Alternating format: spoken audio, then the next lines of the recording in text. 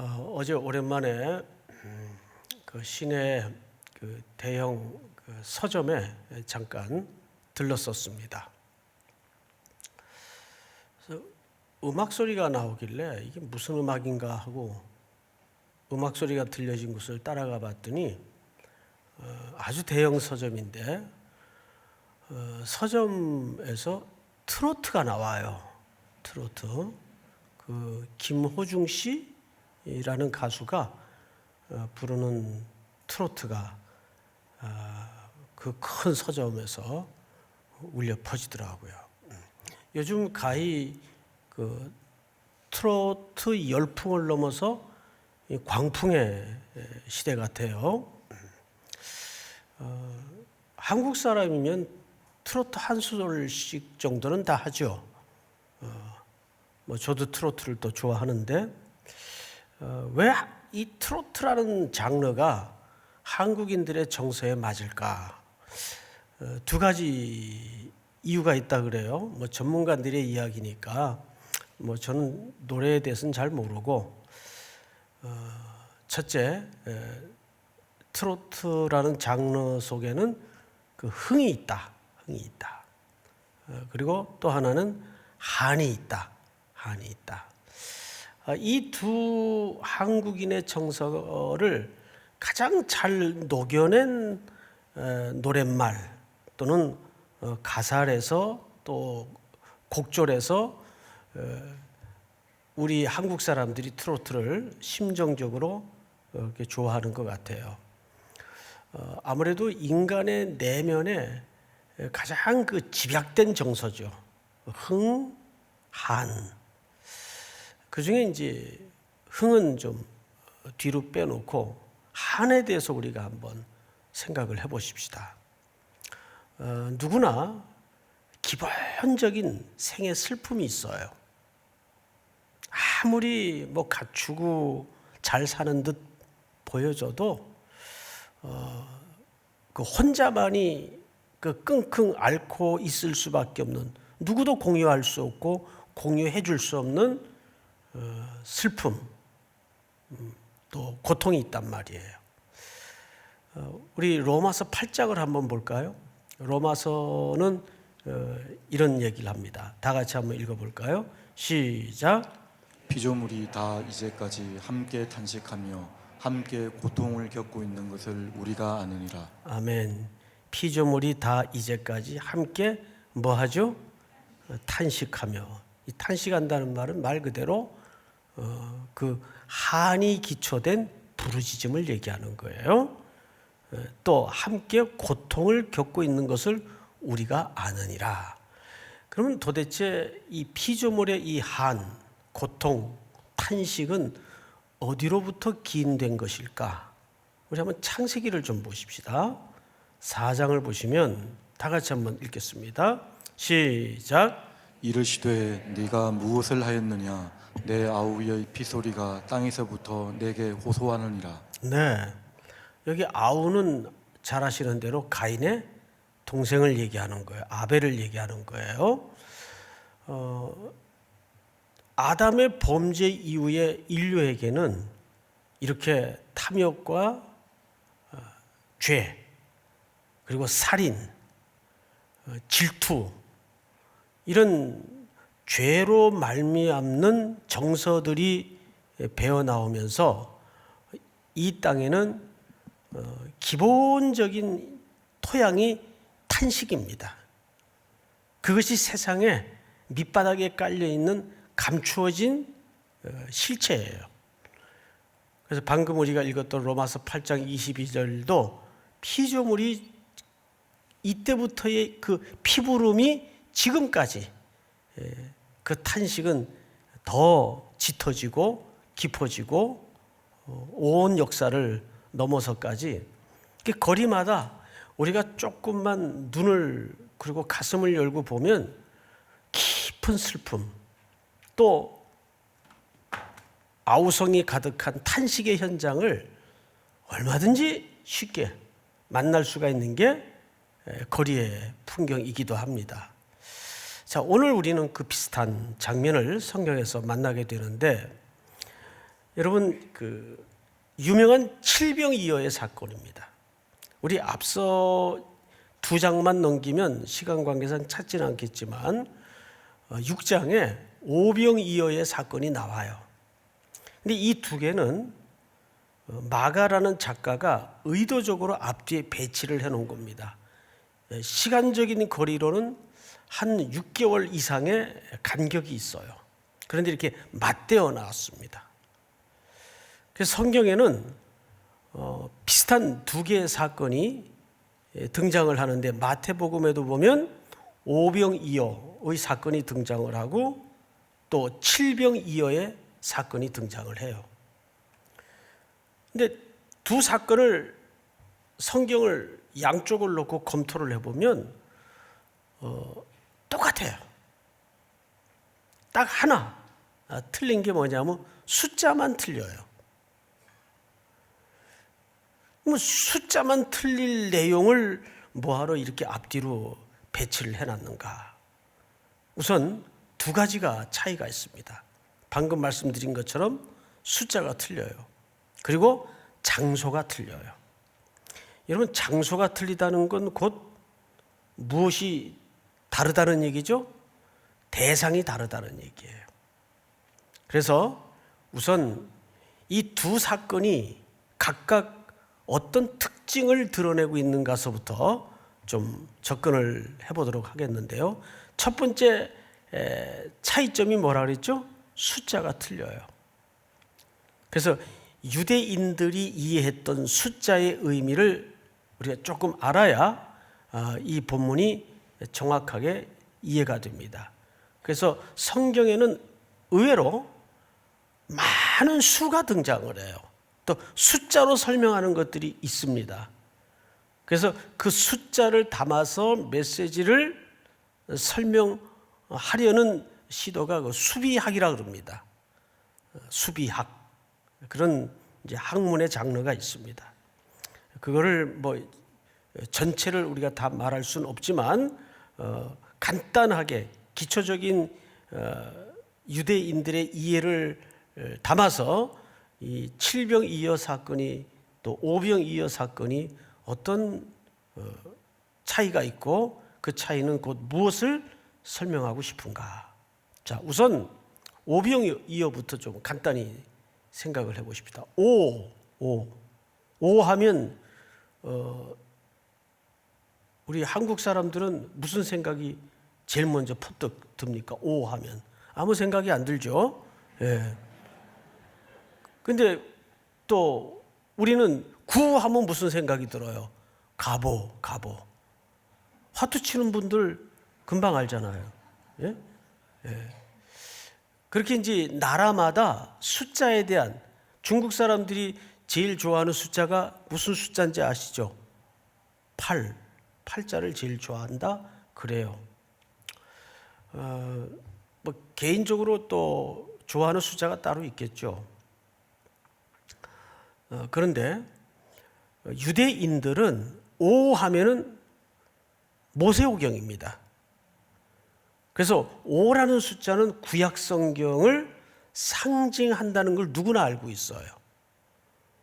그래서 5 그리고 항상 오병이어와 칠병이어의 공통수가 뭐예요? 2라는 수죠. 예, 물고기는 앞에 사건도 2마리고 뒤에 사건도 2마리예요. 그래서 이 물고기를 지칭한 2라는 숫자는 증거의 수입니다. 증거의 수. 자, 그러면 오병이어는 위치나 그 대상이 누구일 가능성이 많습니까? 유대인일 가능성이 많겠죠. 맞습니다. 오병이어의 대상은 유대인들이었습니다. 그런데 오늘도 우리가 이제 칠병이어의 사건을 보는데 어제 잠깐 이 지역은 어느 문화권이라고요? 이방 문화권이에요. 그래서 많은 이방인들이 여기에 지금 섞여 있습니다. 뭐 물론 유대인들도 있었겠죠. 섞여 있어요. 7이라는 숫자는 수비학에서는 어떻게 이해를 하는가 하면 삼위 하나님, 그러면 3이라는 숫자가 일단 올라와야 되겠죠. 그 다음에 4라는 숫자는 동서남북 세상수입니다. 그러니까 이걸 더해서 7 하면 무슨 뜻이 됩니까? 온 세상이 되는 거예요. 온 세상, 하나님의 질서와 통치 안에 온 세상을 함의한다고 보면 정확합니다. 그래서 그 당시에 유대인들도 70인 전도대, 그 7이 붙어 있어요. 왜 그럴까요? 전 세계 국가가 70국가 정도로 70족속 정도로 이해를 가졌었습니다. 이게 온 세상의 수예요. 그게 7입니다. 7. 70이나 7이나 개념과 의미는 같다고 보면 정확합니다. 자, 5병 또 7병. 그러니까 자연스럽게 드러나는 차이가 걸러지죠. 뭐가 차이가 납니까? 오병이어는 그 대상이 누구였다? 그렇죠. 그리고 이 7병이어는 그 대상이 누구일 가능성이 확실할까요? 그렇습니다. 마가의 의도가 거기에 있는 거예요. 이 두 사건은 그래서 시간표를 좀 이렇게 조사를 해보니까 엊그제 있었던 시간 간격이 아니고 최소 한 6개월 정도 떨어졌던 사건을 마가가 이렇게 비교상 앞뒤로 붙여 놓은 거라고 보면 정확해요. 자, 우선 그런 큰 차이의 개요를 기본으로 해서 오늘 본문을 좀 들어가 보도록 하십시다. 1절, 그 무렵에 또 큰 백성입니까? 무리입니까? 어제 아침에 백성과 무리의 이해 차이를 말씀을 드렸었어요. 어제 나온 분은 아실 겁니다. 있어 먹을 것이 없는지라. 자, 이 큰 무리가 뭐가 없다고요? 먹을 게 없어요. 이 자체가 사람은 먹는 걸로부터 힘을 쓰게 돼 있는데 먹을 게 없어요. 그럼 이 자체가 뭐예요? 방금 우리가 서두에서 살펴본 바대로 피조물의 탄식이에요. 먹을 게 없어요. 근데 아모스 선지자는 아모스 8장 11절에서 어떻게 설명했죠? 이 땅에 먹을 것이 없어서 기갈이 아니요? 뭐가 없어 기갈이라고요? 하나님의 말씀이 없어서 기갈이라고 선포했었습니다. 어쨌든 그것이 영적인 문제이든 떡의 문제이든 오늘 이 본문에서는 먹을 게 없어요. 사람은 쭉 앉아 있는데, 자, 그러자 예수께서 제자들을 불러 이르시되, 예수님께서 직접 하실 수 있는데 누굴 불렀죠? 제자들을 불렀어요. 여기 지금 부름을 당한 제자 무리는 향후 어떤 공동체로 실체를 드러냅니까? 교회입니다. 예수 그리스도의 제자 공동체는 향후 이 땅에 설립될 교회 공동체로서 의미를 담고 있단 말이죠. 이 교회를 얘기하는 거예요. 그러니까 지금 교회를 불러서, 교회라는 이 헬라 말이 에클레시아라는 말을 쓰는데, 그 에클레시아라는 말이 전치사와 함께 포함된 단어예요. 불러냄을 입은 자, 불러냄을 입은 자. 그러니까 우리가 어떤 자예요? 어둠에서 불러냄을 입은 자예요. 그렇게 믿습니까? 우리가 애굽에서 불러냄을 입었고, 죄악에서 불러냄을 입었고, 사망에서 불러냄을 입었던 자입니다. 하나님께서 제자 공동체를 부르세요. 어떤 상황에서 부르시죠? 이 땅에 먹을 게 없는 허기진 백성들이 가득한 그 한복판에서 예수님도 직접 하실 수 있지만 누구를 통해서 하신다고 계획하고 있는 거죠? 이 제자 공동체, 오늘날 교회 공동체를 통해서 하나님이 계획하신다는 뜻이에요. 자, 그런데 이제 2절을 한번 볼까요? 매우 중요한, 2절을 한번 같이 읽읍시다. 시작. 내가 무리를 불쌍히 여기노라. 그들이 나와 함께 있은지 이미 사흘이 지났으나 먹을 것이 없도다. 예, 계속해서 뭐가 강조되죠? 먹을 것이 없다고 강조가 돼요. 그런데 이 상황을 예수님은 어떻게 감정적으로, 이성적으로, 심정적으로 느끼셨는가 하면 불쌍히 여기사 스플랑크니조마이라는 말을 써요.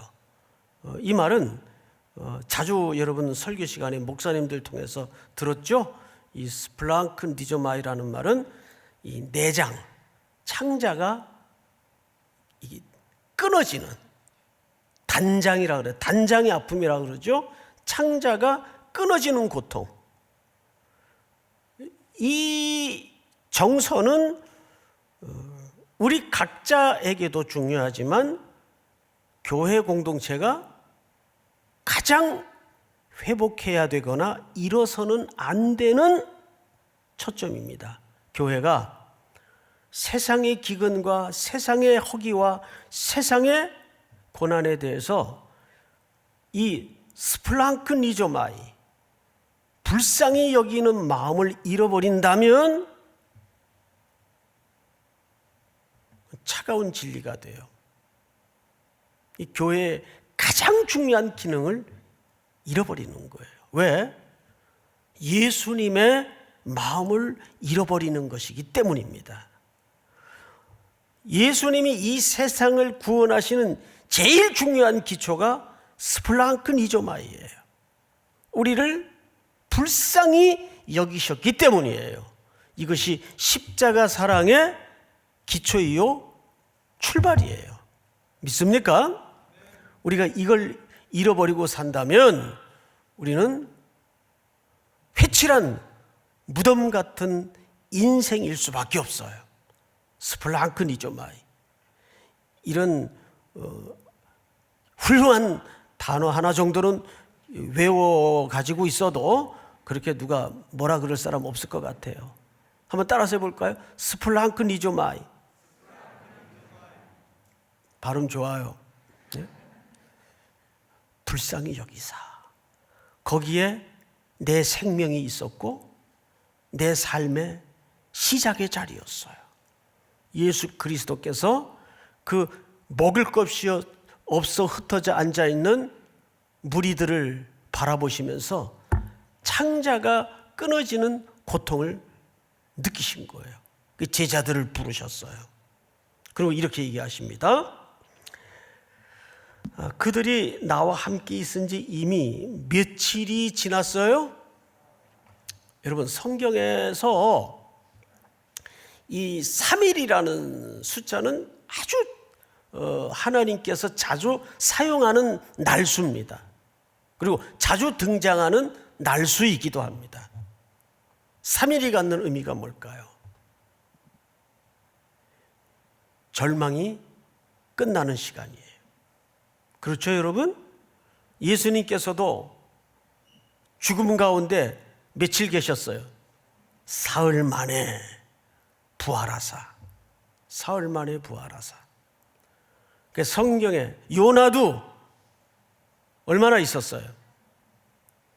그러니까 이 3일이라는 숫자는 항상 하나님이 인간을 칠흑 같은 데서 이제 꺼내내기로 막다른 골목에 이른 순간이에요.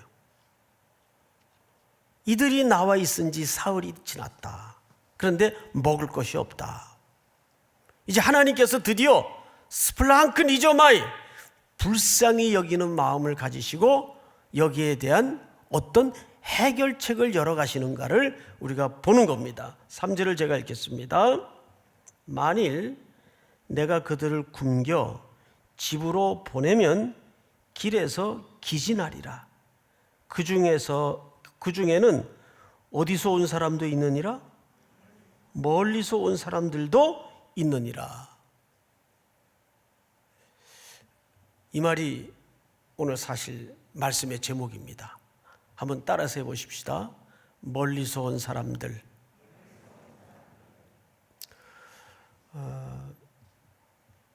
우리 교회도 멀리서 다니는 분들이 꽤 계세요. 대전에서도 오시고. 제가 앞서 목회할 때는 경남 사천에서 주일마다 비행기 타고 올라오는 분이 계셨어요. 사천에서. 직장이 거긴데 어쨌든 주일을 본교에 지킨다고 이렇게 올라오시는 분이 계셨어요. 멀리서 오시죠. 그런 걸 얘기하는 걸까요? 여기서는 꼭 그런 의미만은 아닙니다. 우리 성경을 좀 한 군데 보겠는데요. 에베소서 2장을 한번 좀 같이 보십시다. 이제는 전에 멀리 있던 너희가, 어디에 있던 너희예요? 멀리 있던 너희가 그리스도 예수 안에서 그리스도의 피로 가까워졌느니라. 14절 시작. 그는 우리의 화평이신지라 둘로 하나를 만드사 원수된 것 곧 중간에 막힌 담을 자기 육체로 하시고. 즉 이 말은 에베소서의 교회론적으로 매우 중요한 내용인데 이 속에 담아진 의미는 이렇습니다. 이방인과 유대인이 그리스도 안에서 인종적 장벽을 헐고 혈통적 장벽을 헐고 문화적 장벽을 헐고 한 형제가 되었다는 것을 사도 바울이 설명하는 겁니다. 근데 무슨 누구의 피로? 예수 그리스도의 피로. 그러면 예수 그리스도의 피로 가까워졌다면, 막힌 담이 헐어지고 그들이 한 형제가 되었다면 예수 그리스도께서 어떻게 하셔야 된다는 전제를 깔고 있죠? 죽으셔야 된다는 전제를 깔고 있어요. 근데 오늘 그 내용이 여기에서 그대로 예고되고 표현됩니다. 볼까요? 3절을 다시 보십시다. 만일 내가 그들을 굶겨 집으로 보내면 길에서 기진하리라. 그 중에는 멀리서 온 사람들도 있느니라. 그럼 이 사람들은 유대인들을 얘기할까요? 그 주변에 이방 사람들을 얘기할까요? 예, 이방 사람들. 유대인들은 이방 사람들을 그 당시에 무엇과 무엇으로 여겼죠? 개, 돼지로 여겼어요. 우리 주일날 설교 들었죠? 예, 개는 이방인들이에요. 돼지는 부정한 존재예요. 이방인들을 그렇게 여겼었습니다. 그런데 지금 예수님께서 이방의 갈릴리 지역에서 사흘 동안 수만 명의 사람들을 앉혀놓고 말씀을 가르쳤어요. 그런데 예수님의 마음속에는 이 고백이 사실 어디로, 복음이 어디로 향하고 있는 것을 가리키는 거겠죠? 이방 땅을 향해 넘어가고 있는 것을 가리키는 거예요. 우리가 지금 이 특세가 지금 한 달 수년 돼서 7월에 이번에 진행이 됐는데 별일 없었으면, 코로나19라는 사태가 없었으면 지금 한창 대부분의 성도들이 해외나 국내로 나가서 지금 열심히 현장에서 뭐 하고 있었을까요? 선교하고 전도하고 있었을 거예요. 지금 선교 기간이에요. 그것이 우리가 한시라도 잊어서는 안 되는, 내가 불러냄을 입은 사명이여 내가 이 땅에 숨쉬고 사는 존재의 이유여야 한다는 거예요. 그래서 멀리서 온 사람들도 있느니라. 또 볼까요? 제자들이 대답하되 이 광야 어디서 떡을 얻어 이 사람들로 배부르게 할 수 있으리까? 이것은 오병이어 때의 제자들의 투덜거림과는 조금 다른 뉘앙스를 담고 있습니다. 이 뉘앙스는 이런 뜻입니다. 아유 선생님,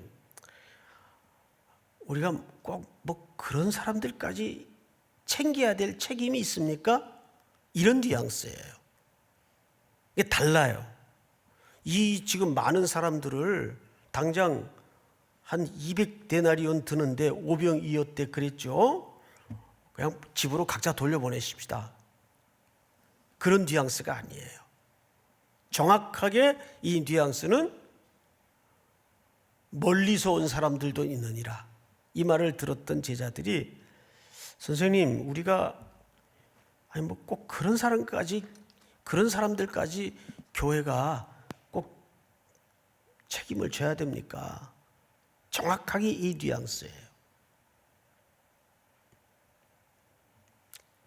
근데 그런 분위기를 예수님께서 간파하시고 5절 예수께서 물으시되 너희에게 떡 몇 개나 있느냐 이르되 7이로소이다 하거늘. 6절 다 같이 시작. 예수께서 무리를 명하여 땅에 앉게 하시고 떡 7개를 가지사 축사하시고 떼어 제자들에게 주어 나누어 주게 하시니 제자들이 무리에게 나누어 주더라. 네, 이 6절은 사실상 오늘 모든 예수님의 선포하고자 하는 메시지가 이 안에 다 있어요. 그래서 6절을 앞뒤 구절은 좀 놓쳤더라도 6절은 꼼꼼히 들으시면 전부를 듣는 것과 같습니다. 자세히 좀 설명을 드리겠습니다. 예수께서 여전히 무리를 명하여 땅에 어떻게 했죠? 앉게 하시고 들판에 식탁을 마련하세요. 앉게 했다는 말은 예수님의 상에 가족으로 초대하셨다 그 말이에요. 앉게 하시고 동사를 잘 따라 들으시기 바랍니다. 첫 번째 동사가 앉히셨어요. 앉게 하시고. 두 번째는 어떤 동사가 나오는가 보세요. 떡 7개를 가지사 이렇게 돼 있어요. 그런데 이 말은 조금 불편해서 의역을 한 겁니다. 가지사라는 말이 아니고 사실은 받아서입니다. 예수님이 누구에게 받아서 그러면 모양새가 조금 전라도 말로 거시기 하겠죠? 그래서 이걸 조금 살짝 의역을 했어요. 그래서 가지사 이렇게 번역을 했는데 원뜻은 받아서입니다. 자, 이게 중요해요. 원뜻대로 이해하는 게 중요합니다. 불편해도. 그러면 예수님이 누구한테 받았을까요? 예? 제자들에게 받았겠죠. 하나님의 아드님이 제자들에게 받았어요. 예수님이 이런 모양새를 취하는 게 그냥 순리를 따라 그러셨을까요? 의도적으로 그러셨을까요? 의도적입니다. 내가 하나님이요, 하나님의 아들이지만 예수님도 제자들에게 음식을 어떻게 했어요? 받으셨어요. 일부러 이 동작을 취하는 이유가 뭘까요? 아무도 자기 게 없다 그 뜻이에요. 그래서 예수님이 일부러 그 퍼포먼스를 취하시는 겁니다. 예수님도 누구에게 받으셨어요? 만유의 주인이 되시지만 구원을 설명하기 위해서 예수님도 제자들에게 음식을 건네받아요. 그래서 가지사라는 번역과 받아서라는 번역은 현격한 이해의 차이를 가져옵니다. 원래 뜻은 받아서입니다. 누구마저도 받았어요? 예수님마저도 제자들에게 음식을 받았어요. 자, 이 행위 속에서 예수님이 그 제자들에게, 특별히 하나님의 백성들에게 깊게 설명하고 싶었던 게 뭘까요? 아무도 자기 게 없다 그 뜻이에요. 다 받은 거다 그 말이에요. 그래서 나도 받는다 그 뜻이에요. 이 땅에 육신의 몸을 입고 있는 동안은 나도 받는다. 아무도 자기 게 없다 그 뜻입니다. 맞죠, 여러분? 그래서 우리는 내가 누군가를 돕는 게 아니에요. 나누는 거지. 돕는 것은 한 분만이 쓸 수 있는 동사입니다. 하나님만이 쓰실 수 있는 동사예요. 예수님만이 사용할 수 있는 동사예요. 그런데 그 예수님마저도 여기서는 제자들에게 음식을 받아서 우리에게 없어요. 내가 머리가 좋아서 내가 열심히 노력해서 밤잠 못 이루고 새벽 별 보고 나가서 이만큼 이루고 이만큼 남한테 손 안 벌리고 사는 것 같아 느껴져도 하나님이 주신 거예요. 믿습니까? 다 받은 거예요. 내가 번 게 아니에요. 누가복음 16장에 나온 불의한 청지기에 가장 의식의 문제가 어디 있었습니까? 주인의 돈을 자기 것처럼 썼어요. 맞죠? 그런데 그 사실이 들통이 나고 이제 직무를 회수할 날이 오자 이 불의한 청지기가 그제서야 막 빚을 탕감해 줍니다. 빚진 자들에게. 왜? 그제서야 제정신이 돌아왔어요. 이거 어차피 내 돈 아닌데 뭐. 막 기분 쓰는 거예요. 너도 50% 깎아줄게. 너는 얼마 썼냐? 정서일이 내 70% 깎아줄게. 그 지 돈 같으면 그렇게 할 수 있겠어요? 그런데 그 의식이 들어오기까지는 자기 돈처럼 썼어요. 우리는 다 받은 거예요. 믿습니까? 그래서 예수님도 받아서 그랬어요. 받아서. 원래 뜻이. 성경을 다시 보세요. 7개를 받아서 뭐 하셨어요? 축사하시고 감사하셨다 그 말이죠. 감사하시고 그 다음에 떼어, 여기 떼어라는 말은 클라오라는 말을 썼는데, 자 여러분 이 말이 고린도전서 11장에 또 사복음서 성찬을 설명할 때 등장하는 정확한 같은 단어입니다. 떼어라는 말은 그 언어 자체가 으깨어 부수어뜨러지다, 으깨어 찢어지다. 이 말은 장차 예수 그리스도께서 유대인뿐만 아니라 이방의 택한 하나님의 백성들을 위해서 십자가에 기꺼이 자기 살을 찢어주실 것을 이 들판의 배식의 사건을 통해서 보여주고 있는 거예요. 내가 이 백성들을 위해서도 이 이방의 너희들이 개 돼지처럼 여기는 이 영혼을 위해서도 내가 십자가에 죽으러 왔다 그 뜻이에요. 저 무슬림 땅에, 저 동남아 땅에, 저 흑암의 아프리카 땅에 그 어느 한 영혼을 위해서라도 예수님은 이 땅에 십자가에 죽으러 오셨다 그 말이죠. 자기 살을 찢어서 생명의 떡으로 내어주기 위해서 이 클라오, 찢다. 성경을 잘 보세요. 제자들에게 주어 나누어 주게 하시니. 돕게 하셨어요? 나누어 주셨어요? 나누어 주게 하셨어요. 제자들이 무리에게 나누어 주더라. 계속 나눈다는 얘기가 나오죠. 교회는 이번 이 코로나19를 통해서 하나님의 상상력을 회복할 절호의 기회라고 저는 믿습니다. 하나님의 상상력이라는 건 뭐냐면 이 팬데믹 이 사건이 그동안 교회가 미처 눈을 열고 손을 벌리고 함께하지 못했던 일들에 대해서 새로운 발상과 새로운 생각을 할 수 있게 되었어요. 그렇죠, 여러분? 예.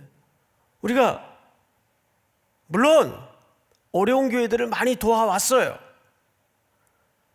하지만 이번처럼 무너져가는 크고 작은 한국교회에 대해서 온 장로님들이, 온 성도들이 가장 어려운 때인데 가장 절기연금을 많이 하셔서 또 함께 할 수 있었어요. 이거는 누가 우리에게 만들어 주신 일입니까? 하나님이 우리에게 만들어 주신 일이에요. 이런 물리적인 위기가 사실은 위기가 아닐 수 있어요. 자꾸 위기라고만 보지 마세요. 이럴 때 우리가 위 플러스라는 가정 예배를 이제 이번 주부터 본격적으로 홍보를 하고 광고를 할 겁니다. 원래 그렇게 해야 돼요. 왜 아이들 신앙교육을 교회에다만 다 떠맡겨 놨어요, 부모들이. 교회에 와서 그 아이들 선생님들이 지도하고 예배드리는 시간은 분만 공부까지 탈탈 털어서 해봐야 1시간 남짓이에요. 그동안 그 아이들 데리고 집에서 부모가 앉혀놓고 성경 한 자를 가르칠 시간이 있었는가? 가정 예배를 드려왔는가? 물론 그렇게 하는 가정도 있을 거예요. 우리 물리적으로 이렇게 어려울 때에는 그러면 가정으로 이 신앙교육의 축을 옮기자. 그게 원래 정상이에요. 신명기서에 보면 자녀 교육을 교회학교 반사님들에게 하라고 써 있질 않고 부모님들에게 가르치라고 써 있어요. 이게 누구의 상상력이에요? 하나님의 위대한 상상력이에요. 우리는 이거 못 모여서 어떡하나? 자꾸 그런 비본질적인 걱정에만 매달려 있지 말고 이때 우리가 본래의 자리로 되돌릴 수 있는 것이 뭔가? 그것은 어떤 한 번도 경험해보지 못했던 창조적인 일이 아니에요. 아주 오래된 하나님의 언약 속에 새로운 일이 있단 말이에요. 믿습니까? 네? 우리는 이런 비상한 위기의 기간에 더 손을 펴서 하나님이 우리 삼일교회에 허락한 은혜들을 나눠야 돼요. 더 그렇게 하려고 지금 계획을 세우고 있습니다. 자, 성경을 또 보십시다. 7절. 또 작은 생선 2마리가 있는지라 이에 축복하시고 명하사 이것도 나누어 주게 하시니. 8절 다 같이 시작. 배불리 먹고 남은 조각 7광주리를 거두었으며. 몇 광주리를 거두었다 그랬죠? 7광주리. 5병이어 때는 몇 광주리 거뒀어요? 12광주리. 5병이어 때는 12광주리를 거둔 이유가 이스라엘의 기초지파가 몇 지파입니까? 12지파예요. 자, 그럼 7광주리는 아까도 설명을 드렸지만 온 세상 숫자를 얘기합니다. 동서남북 4에 3이 하나님의 숫자인 3. 온 세상에 하나님의 통치가 충만해질 것을 수비학을 통해서 암시하고 있는 거죠. 자, 마지막 9절 제가 읽습니다. 사람은 약 4,000명이었더라. 왜 4,000명이었을까요? 여기에 무슨 또 심오한 이유가 있나? 남자 세알인 숫자가 4,000명이에요, 그냥. 그 이상 아무 의무도 없어요, 여기는. 남자 수만 셌으니까 헤아린 숫자가 여기서는 4,000명이었어요. 오병이어 때는 얼마나 셌습니까? 5,000명. 그래서 약 한 2만 명이 앉아 있었겠다, 이렇게 이제 학자들은 이제 봅니다. 자, 우리 마지막 절이죠. 다 같이 시작. 곧 제자들과 함께 배에 오르사 달마누다 지방으로 가시니라. 예수님도 다른 지방으로 가시고 9절 끝에 보니까 약 4,000명이었더라. 예수께서 그들을 흩어 어떻게 하셨어요? 보내시고 그 나눔을 잊고 은혜를 경험한 자들을 흩어서 또 어떻게 하셨습니까? 보내셨어요. 지금 이 기간은 하나님께서 하나님의 교회인 여러분 각자를 흩어서 보내는 시기입니다. 그래서 일상에서 교회로 사십시오. 일상에서 예수님의 향기로 사십시오. 믿습니까? 이 말씀이 우리가 올여름에는 비록 선교 현장에 발을 딛지 못하지만 우리의 모든 기도와 모든 찬양과 모든 물질과 모든 에너지가 계속해서 땅끝까지 복음을 전하는데 중단 없는 우리 성도들과 3일의 교회가 될 수 있기를 주의 이름으로 축복합니다. 우리 다 일어나십시다. 우리 찬송가 486장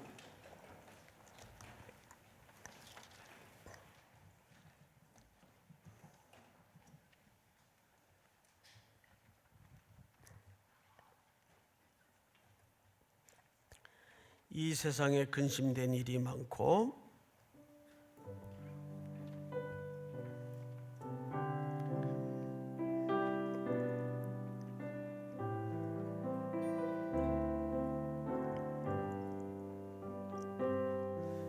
이 세상에 근심된 일이 많고 참 평안을 몰랐구나.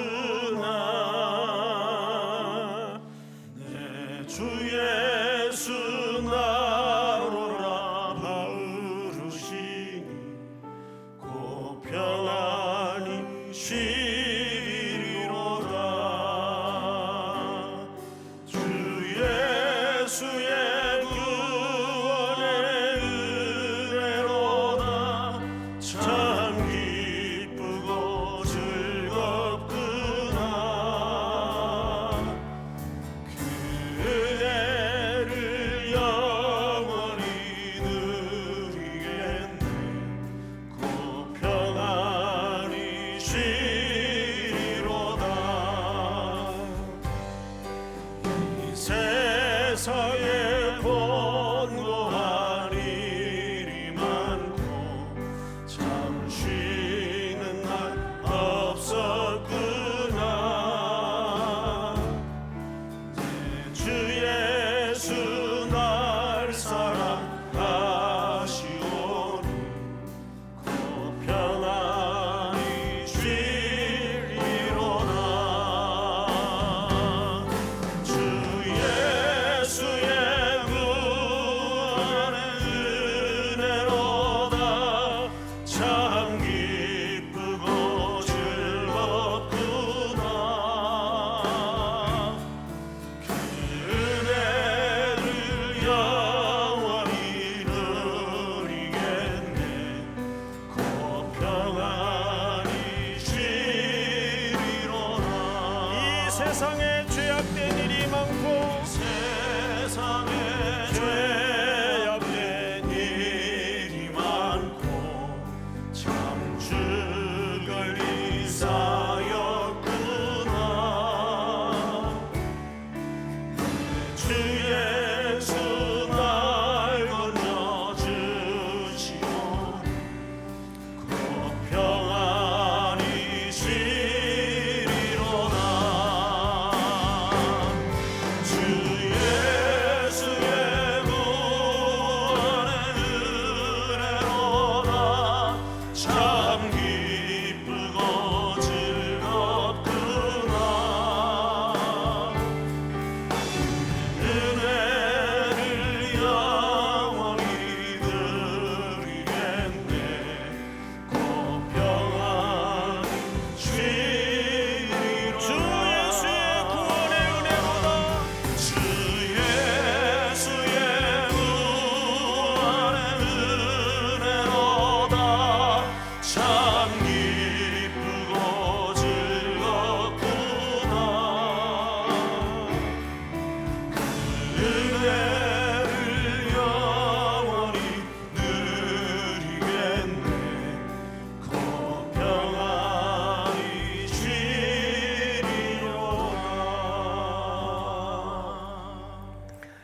거룩하신 하나님 아버지,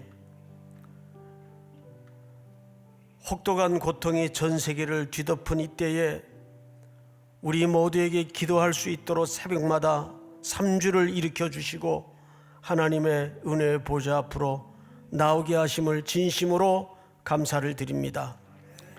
지금쯤 온 세계 방방곡곡을 누비며 복음을 전해야 될 시간에 이러한 기회와 시간을 주신 것도 하나님의 섭리 가운데 주께서 하시는 일인 줄을 믿습니다. 하나 가지 못하지만 전할 수 없는 것은 아님을 믿습니다.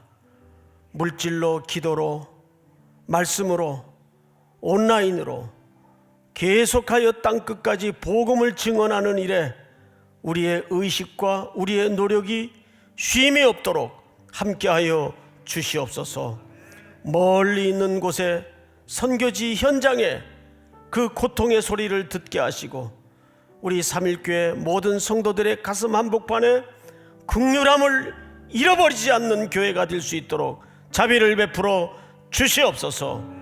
3주 동안 이 일을 위해서 수고한 모든 이들의 노고를 갚으시고 특별히 온라인으로 여러 가지 피치 못할 일터의 상황 때문에 함께하지 못하는 성도들에게까지 주님의 놀라운 자비가 임할 수 있도록 허락해 주시옵소서. 속히 이 고통의 시간을 끝내주시고 더 새로운 무장된 모습으로 하나님의 손길에 붙들려 주님의 사명을 감당하는 모든 성도들의 걸음이 되도록 붙들어 주시옵소서. 지금은 우리 구주 예수 그리스도의 은혜와 하나님 아버지의 사랑과 성령님의 교통하심이 머리 숙여 경배를 드리는 모든 삼일의 성도들, 해외 군에 출타해 있는 가족들, 온라인으로 현장에서 예배하는 모든 성도들, 복중의 생명까지 영원토록 함께 있을지어다. 아멘.